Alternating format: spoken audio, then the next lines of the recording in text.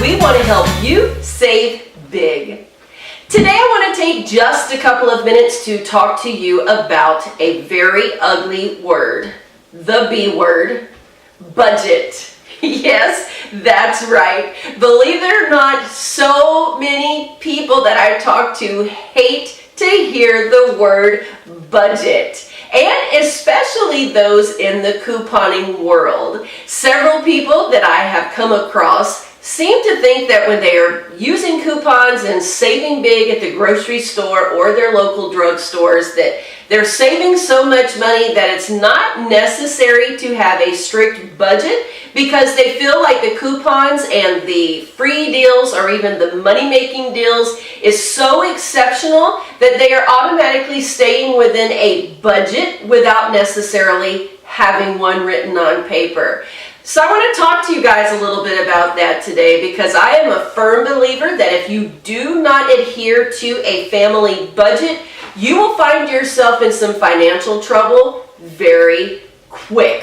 It is so easy to overextend yourself in spending, even when you're using coupons, that before you know it, you can be in big trouble. My husband and I are certified budget counselors, and when we took our course probably 10 years ago now, maybe even a little bit longer, to learn more about budgeting, to learn more about becoming financially responsible, and to learn how to help other people sit down and to put all of their finances on paper to see what is the best plan of action for their money every month, we learned very quickly that very few people at that time were actually living by a budget. Most people look at budgeting as something that is very restricting, and they really just rather not fool with it, because like all of us, we want to have freedom in every area of our life, and sometimes the accountability of a budget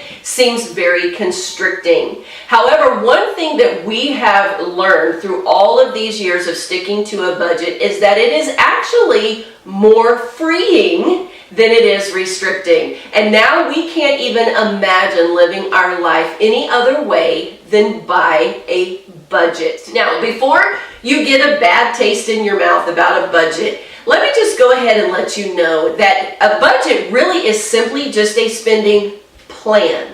And like all plans, they can be changed or altered if necessary. So one of the complaints that we hear a lot, and when we would sit down to do the budget counseling with people, was that, well, what if I get this all down on paper and next month it doesn't work, and they're scared. Fear keeps them from even jumping into the water to try budgeting.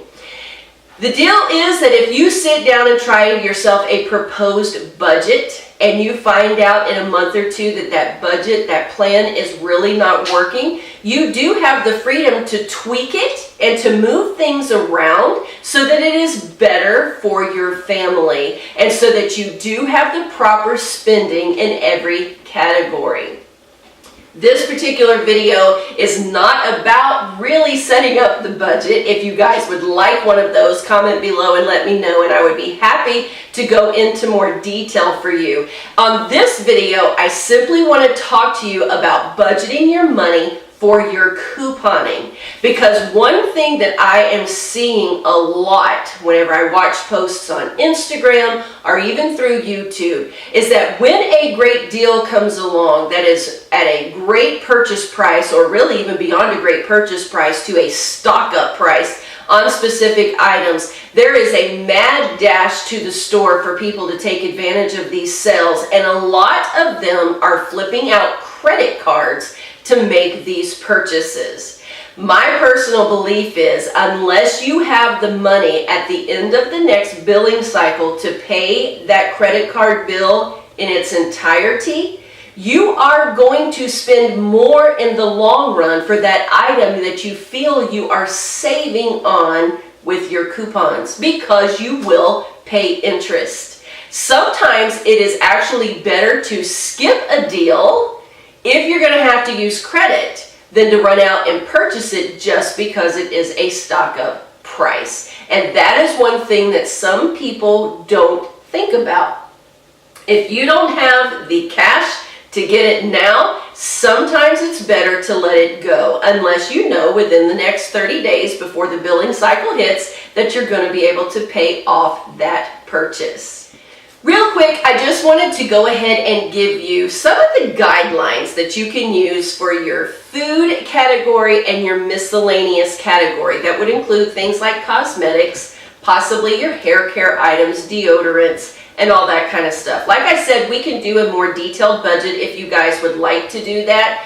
Most people, when setting up a budget, though, include their hair care, oral care, their cosmetics, as well as their food and medicines, over-the-counter medicines, all in their food and miscellaneous budgets. So quickly, I want to just give you some guidelines that will help you know if you are spending properly or what is going to be the best way for your family to save overall. If your family has a household income of $25,000 a year or less, then your food and miscellaneous combined should be no more than 19% of your monthly income. So you take your $25,000, divide that by 12. That will tell you how much you are making per month. Then you want to multiply that by the 19%, and this is what you should be spending total on your food and your drugstore purchases. If your family makes $35,000 a year, then that percentage is going to be 17%. If your family makes $45,000 a year, then that is going to be 18%. If your family is bringing home $55,000, then that percentage would be 17%. If your family is bringing home $65,000 a year, then that percentage is going to be 16%. If your family is bringing home $85,000 a year, that percentage would also be 16%.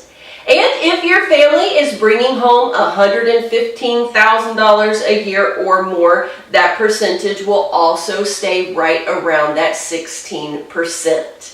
That information and those suggestions are from Crown Financial. They do have a website and you can look on there. They have all kinds of free budgeting information for you. That is who my husband and I are certified through.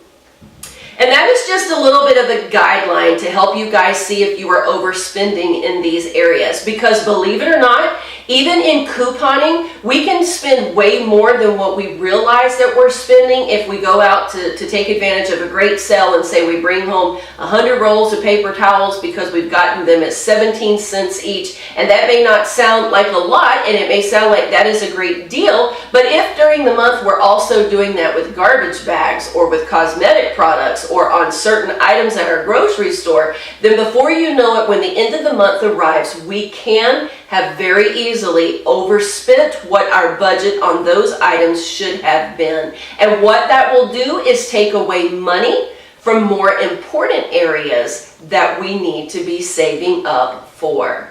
That is just something that I wanted to mention to you guys in this Couponing 101 series is don't forget your budgeting. Couponing is a great way to buy items at a great deal that you will have already in the future without having to pay full price.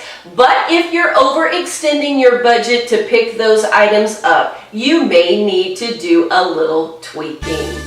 For more tips and tricks with couponing, please take a look at my Couponing 101 playlist. There are several videos there that can help you on this journey as you and I are trying together to maximize our savings and stretch our dollars. I want to thank you guys so much for tuning in. Until next time, this is the Frugal Rev saying, go get you some savings.